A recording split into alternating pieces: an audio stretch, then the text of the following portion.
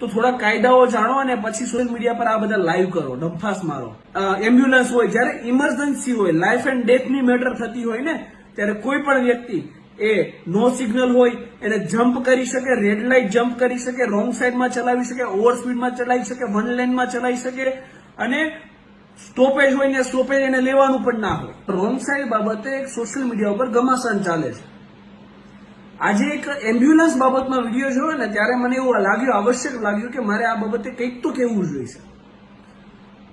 Station સુધી જવા માટે વરાછામાં સરથાણાથી સ્ટેશન સુધી જવા માટે મુખ્ય બે રોડ હતા, એક LH રોડ, લંબે હનુમાન રોડ, અને એક વરાછા રોડ. લંબે હનુમાન રોડ મેટ્રોની કામગીરીને લીધે સંપૂર્ણપણે બંધ છે, જેના લીધે મોટા ભાગનો ટ્રાફિક રસ એ વરાછા રોડ ઉપર રહી છે. અને વરાછા રોડમાં આ મેટ્રોની કામગીરીને લીધે લોકોને રોંગ સાઈડમાં ચલાવવું ને એ મજબૂરી છે. કારણ કે પ્રશાસન છે એ સવારમાં 7-7:30 વાગે જયારે હીરાઘસુ નીકળે અહીંયાથી વરાછા રોડથી, ત્યારે પ્રશાસનના કોઈ પણ વ્યક્તિ ટ્રાફિક મેનેજમેન્ટ માટે હોતા નથી. જો એ વ્યક્તિ ટ્રાફિકને અનુલક્ષીને ચાલશે ને તો 7 વાગે રત્ન કલાકાર છે નીકળે ને એ 10 વાગે પોતાના કારખાને નહીં પહોંચે, અને એનો કેટલો પગાર કપાય ને એ બિચારાને જ ખબર હોય. એટલે આ ટેન્ટેટિવ અને ટેમ્પરરી મુદ્દો છે.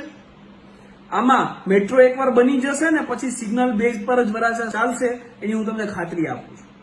એટલે ખાલી ખોટા એક ટેમ્પરરી અને ટેન્ટેટિવ મુદ્દાને એટલો બધો ઘમાસાન કરવાની એ બાબતે જરૂર નથી પડતી. અને રહી વાત ઇમરજન્સી વ્હીકલની ને, તો થોડા કાયદાઓ જાણો અને પછી સોશિયલ મીડિયા પર આ બધા લાઈવ કરો, ડંફાસ મારો.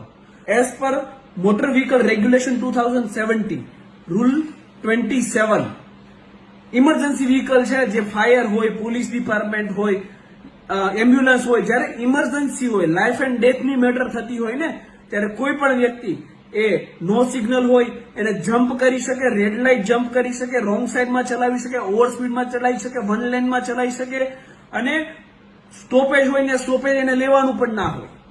એટલે એટલી ઓથોરિટી રૂલ 27માં મળે છે. એટલે પેલા કાયદા જાણો, પછી બધી જીકમજીક કરો, અને ઇમરજન્સી વ્હીકલને તમે ઓબ્સ્ટ્રક્ટ કરો ને તો એ મોટર વ્હીકલ એક્ટની 194E મુજબ ગુનો બને છે, જેમાં 6 મહિના સુધીની સજા અને 10,000 રૂપિયા સુધીનો દંડ આની જોગવાઈ છે.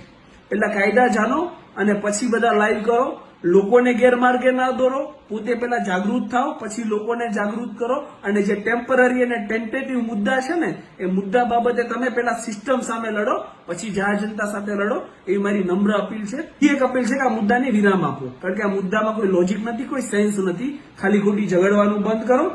વરાછા રોડ એકવાર મેટ્રો બની જવા દો. વરાછાની જેટલી જાગૃત પબ્લિક દુનિયામાં કોઈ જગ્યાએ નહીં મળે, બરાબર? એટલે વરાછાની પબ્લિકને શું કરવું અને શું ના કરવું એ સમજાવવાની જરૂર નથી. ધન્યવાદ. જય હિન્દ.